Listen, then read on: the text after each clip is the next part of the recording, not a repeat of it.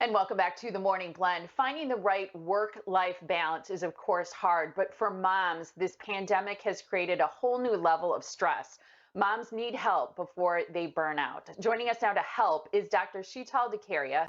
She's a double board certified anesthesiologist. She is also a new mom, congratulations, and what she Thank you. calls a burnout doctor. It's great to see you this morning.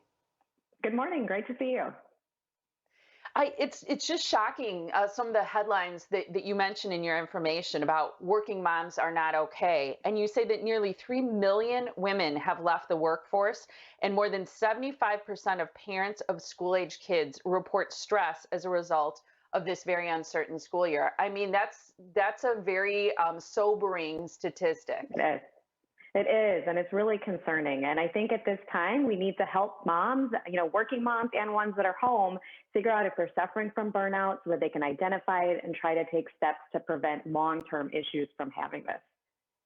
One of the things I appreciate in your information is that you say you come to this both as a doctor, which we mentioned, but also as a patient and someone who experienced stress and pain in your past. Yes. So back in 2012, I actually was a new mom with my first daughter and also was just at the end of my medical training. And I experienced significant burnout. That was work related burnout, but also just exhaustion, fatigue, stress. It was just a lot during that time. And I ended up suffering from chronic pain and developed my own system as a result of going through that journey as both a patient and a provider. Let's talk about some of the tips that you have for moms to not just recognize burnout, but also to overcome it. The first thing that you say, and I think this one is tricky for us, is give yourself grace, minimize the guilt, recognize that we can't do it all and that we need to set different expectations. Yeah, so I think as moms, we expect to be able to do everything and to do it ourselves. But now with the pandemic, we need to set new expectations for ourselves for what we can do because life is going to look different and that's okay. Nobody's perfect. You're not going to be able to be perfect at being a mom, perfect at being a teacher for virtual learning, and also perfect at your job. So giving yourself that grace and allowing yourself to let some parts of your life go and not be perfect anymore is okay and is part of just trying to avoid getting that level of burnout. It's a great tip. I often think that's easier to say than do. We talk about it all the time on the show, and I'm not good at it often. So, the other thing you say, and this is good, is ask for help at work and also know when you need to seek medical attention.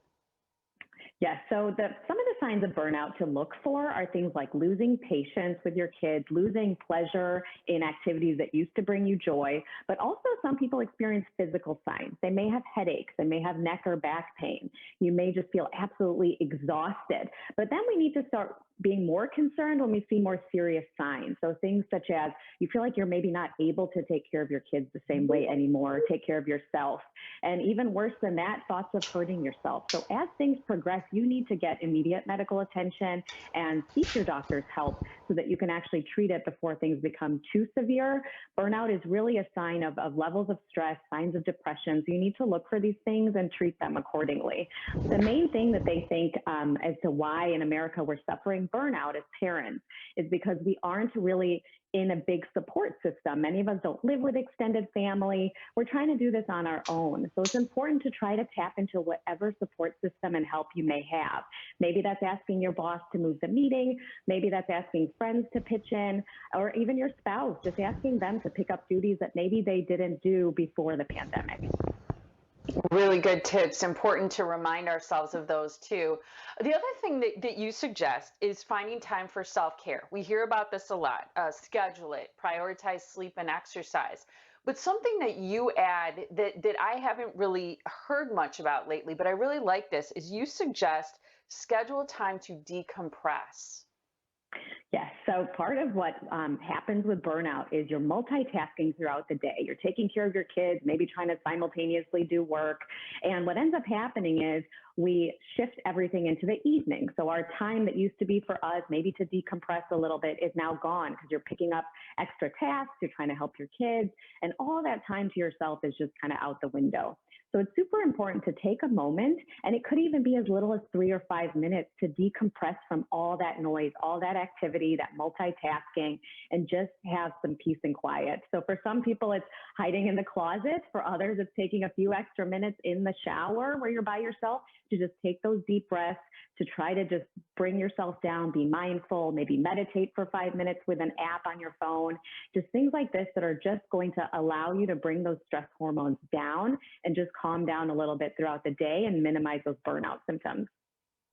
I have a good friend, and she has a son who's a toddler. And one of the things she's often asks her husband is, I'd like to just take a long shower. Can you take over for a while I just take this 15 minutes or whatever? It sounds like, especially now that my kids are older, it's not hard to get time away from them. But especially when our kids are younger, I think sometimes we have to make a very intentional effort to have some of that decompression time. Doctor, thank you so much for your time today. You're welcome. Thank you.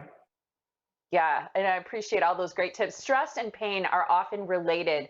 Dr. DeCaria's book is also called Break the Chronic Pain Cycle. You can learn more about her and this book by visiting her website. It is drdecaria.com.